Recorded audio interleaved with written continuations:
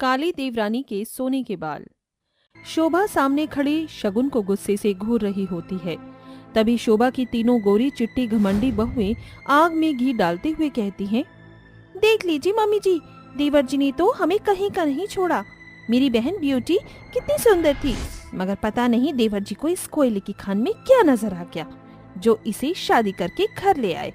अरे हमारी देवरानी इतनी काली कलोटी है, ऊपर से दहेज भी नहीं लेकर आई। तीनों घमंडी जेठानियां शगुन को उसके काले रंग के लिए तीखे ताने मारती हैं, जिस कारण शगुन की आंखों में आंसू भर आते हैं।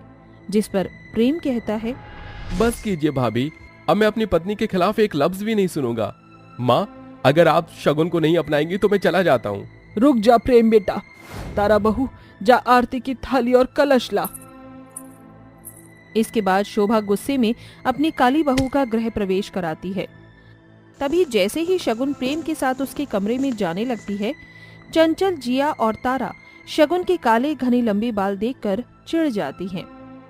तुम दोनों ने देखा हमारी इस काली देवरानी के बाल कितने लंबे और घने हैं।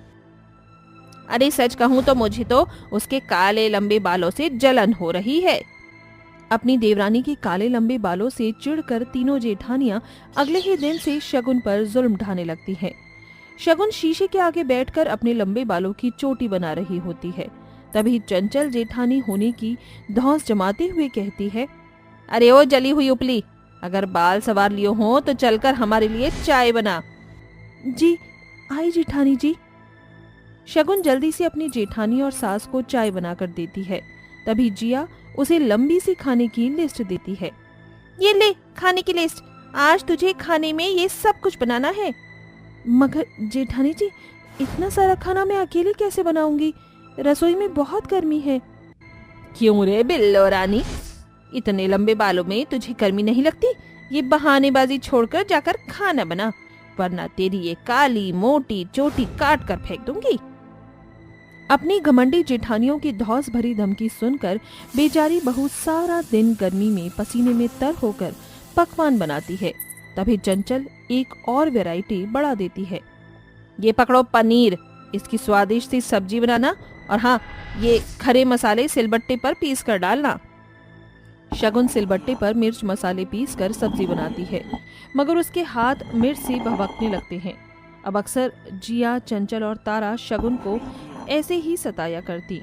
वो कभी उसे चिलचिलाती कड़ी धूप में कपड़े धुलवाती तो कभी उससे दोपहर में बाजार के चक्कर कटवाती। तभी एक दिन सभी के पति निराश होकर घर आते हैं। क्या हुआ जतिन, तुम इतने परेशान क्यों हो? गवर्नमेंट ने हमारी फैक्ट्री बंद करवा दी है, क्योंकि वो जगह सरकार की जमीन में है। पता नहीं क्या होगा। ये सुनकर तीनों जेठानी देवरानी के खिलाफ शोभा के मन में जहर भर देती हैं।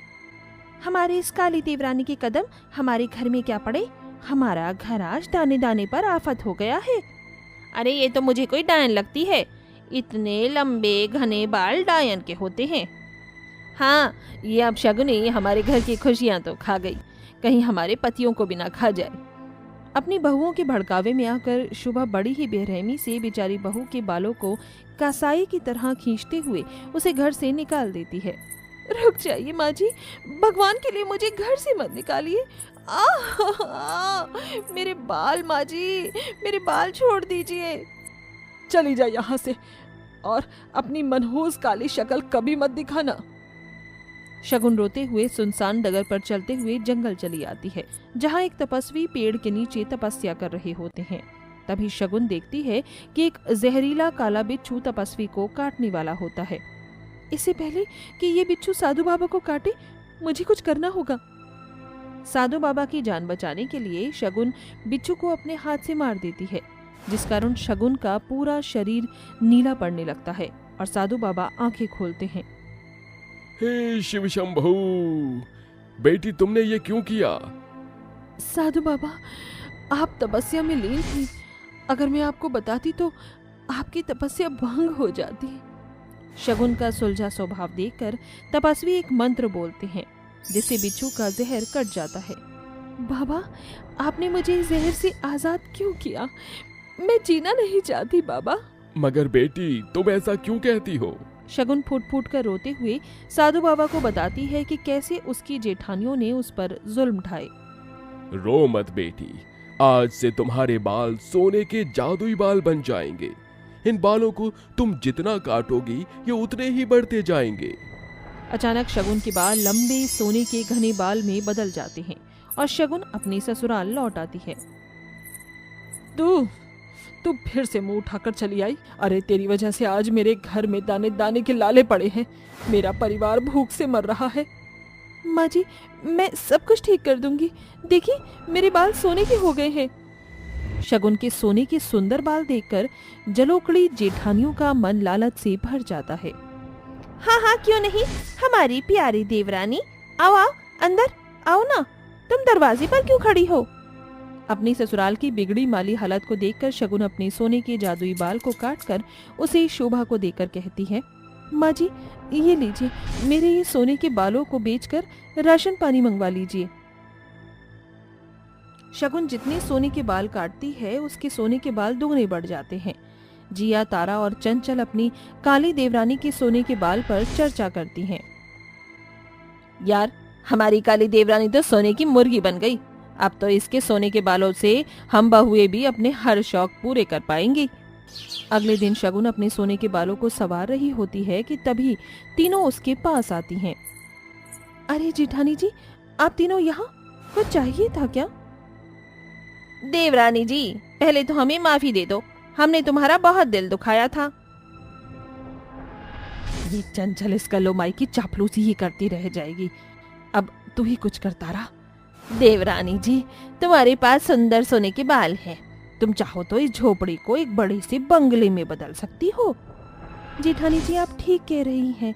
मैं अपने सोने के बाल से अपने घर के हालात जरूर बदलूंगी।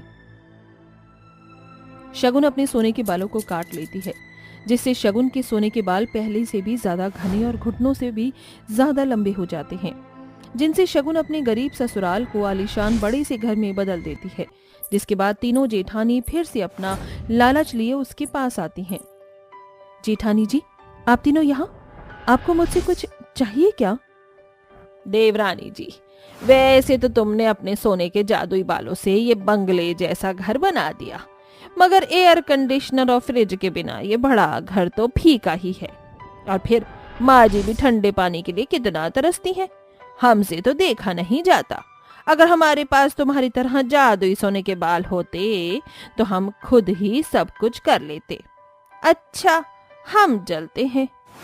ठहरिए जेठानी जी, ए मेरे जादुई सोने के बाल, दिखा दिए अपना कमाल।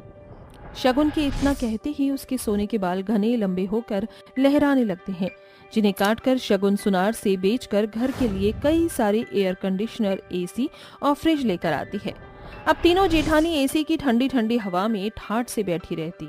वहीं बेचारी काली देवरानी सारा दिन काम करती और तीनों चिलोकड़ी बहुएं भोली शगुन से उसके सोने के बाल मांगती और कभी महंगी साड़ियां और सैंडल खरीदती तो कभी सारा दिन अपने लिए आइसक्रीम, जूस, पेस्ट्री पर खूब सारा पैसा खर्च करती। देवरानी जी, हमारे सारे पैसे खत्म हो गए, हमें अपने सोने के बाल दे दो। जी नहीं जेठानी जी, अब मैं आप सभी को अपने सोने के बाल नहीं दूंगी। क्यों नहीं दोगी? क्योंकि आप सभी मेरे सोने के बालों का गलत इस्तेमाल करते हो। ये सोने के बाल मुझे इसलिए मिले हैं ताकि मैं गरीब लाचार लोगों की मदद करूं। ये सुनकर तारा जी और चंचल चिढ़कर शगुन के काले रंग पर ताने कसती हैं। काली कलौटी कहेंगी, दिखा दी ना तूने अपनी औकात। सर पर सोने के बाल क्या आ गए, खुद को हूर की परी समझने लगी है। आज हम तेरे सोने के बाल ही काट देंगे। तारा जैसे ही शगुन के सोने के बाल काटने आगे बढ़ती है, तभी शगुन के सोने के बाल तारा की गर्दन बांध देते हैं। माँ, मेरा दम घुट रहा है। जिया, चंचल बचाओ मुझे। मेरे जादुई सोने के बाल, जेठानी जी को छोड़ दो। इसके बाद सभी कमरे में इकट्ठे हो जाते हैं और शगुन शोभा को सब कुछ बताती है। शर्म करो निकम्मियों, आज इस घर की नींव तुम्हारी देवरानी के सोने के बालों के बदौलत है। तुम्हें अपनी देवरानी का एहसान मानना चाहिए, मगर तुम तीनों शगुन से चिढ़ती रहती हो। निकल जाओ मेरे घर से। नहीं नहीं मम्मी जी, हमें माफ कर दीजिए ना मम्मी जी, हमें घर से मत निकालिए। जाने दीजिए माँ जी, जेठानी जी को माफ कर दीजिए, इन्हें एक और मौका दे दीजिए। शगुन अपनी जेठानियों को माफ कर देती है। जिसके बाद तीनों ही सुधर जाती हैं और शगुन के सोने के बालों से जलना छोड़ देती हैं। संगीता के बेटों की शादी पढ़ी लिखी तन्वी, दिव्या और श्रद्धा के साथ हो जाती है। आओ आओ मेरी प्यारी बहुओं, इस कलश को गिराकर गृह प्रवेश करो। तीनों बहुएं गृह प्रवेश करके अंदर आती हैं। ओह गॉड, यहाँ कितनी गर्मी है। माँ जी प्लीज एसी ऑन कर दीजिए। माफ करना बहू, घर में एसी नहीं है। क्या? इतने बड़े घर में एक एसी भी नहीं? होगी भी कैसे, हमारे पतियों की प्राइवेट नौकरी जो ठहरी। अब तो एडजस्ट करना पड़ेगा। इसी तरह वक्त बीतता है। तभी एक रोज तीनों बहुएं बातें करती हैं। पता नहीं किस गरीब खाने में आकर फंस गए हैं हम। हमारे ससुराल में एयर कंडीशन, एसी तो दूर, एक कूलर भी नहीं। सारा दिन इस खटारे पंखे में पसीने में नहाते रहो। हम तीनों को तब तक ऐसे ही एडजस्ट करना होगा जब तक कि हम तीनों की नौकरी ना लग जाए। तब तक ऐसे ही घिसी पिटी जिंदगी जीनी पड़ेगी। तीनों बहुएं पूरी लगन झोंक कर पढ़ाई करती हैं और तीनों की सरकारी नौकरी लग जाती है।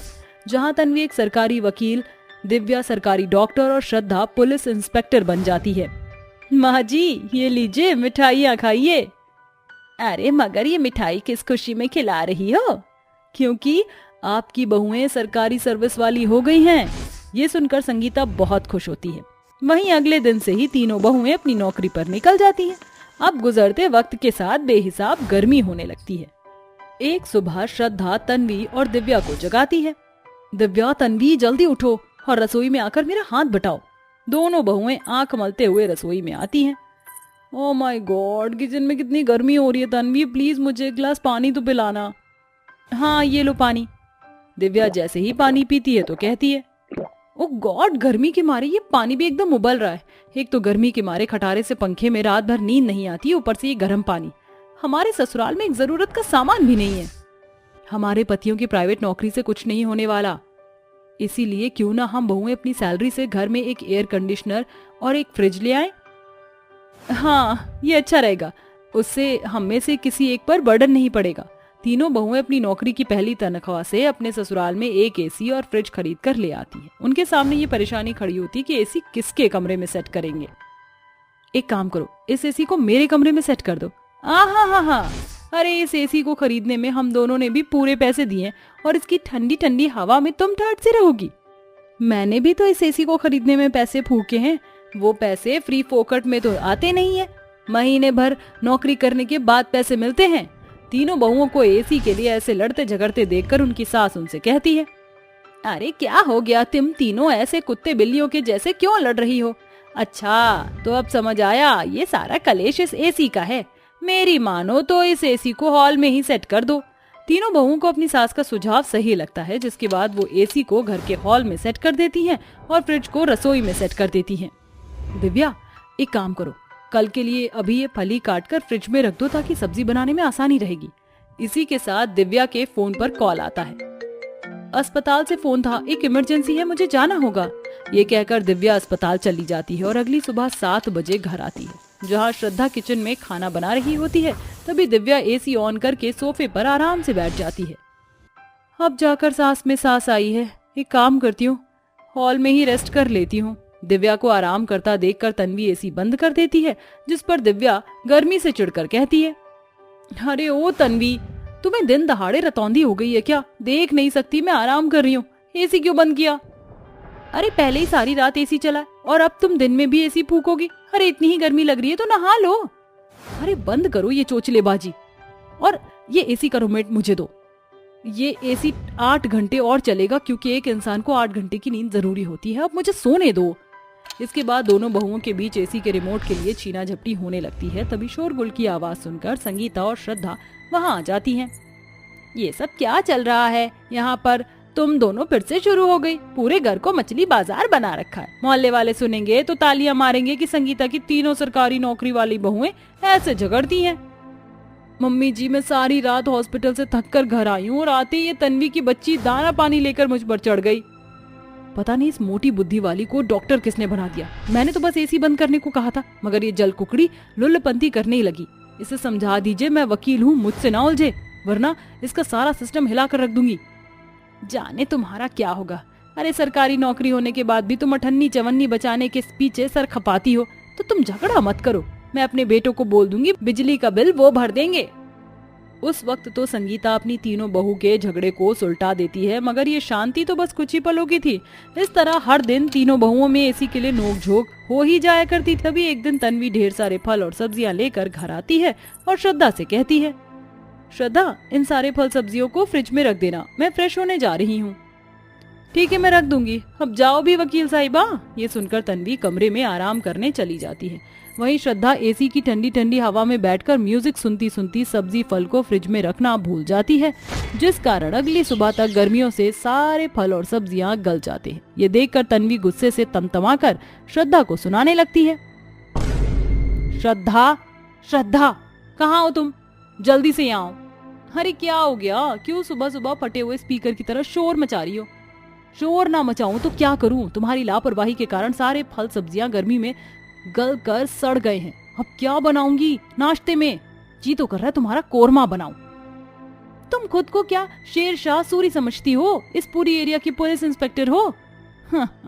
देखा है मैंने कैसे सारा दिन सड़कों पर अपने भाड़े के टट्टू के साथ पुलिसगिरी झाड़ती फिरती हो और घर जाकर एसी के आगे जम जाती हो। काम से कोई मतलब नहीं। सोचा था आज का संडे स्पेशल तरीके से सेलिब्रेट करेंगे, मगर तुमने सारी सब्जी सत्यानाश कर दी। रिलैक्स तन्वी, परेशान मत हो। ये लो, मैं सब्जी ले आया हूँ, ये बना दो। और श्रद्धा, मैं फ्रूट लाया हूँ, जल्दी से इसका ठंडा ठंडा जूस बना दो। तीनों बहुएं पूरा वक्त एक दूसरे पर अपनी अपनी नौकरी का रौब झाड़ती हुई कुड़कुड़ाती हुई किचन में नाश्ता बनाकर मेज पर ले आती हैं, मगर वहाँ भी उनकी तू तू मैं शुरू हो जाती है। मैं कहती हूँ, छोड़ो ये चेयर, मैं यहाँ बैठूंगी। वाह जी वाह, तुम बड़ी तेज। एसी की सारी हवा तुम अकेली को चाहिए, मैं भी इसे स्विंग मोड कर देती हूँ।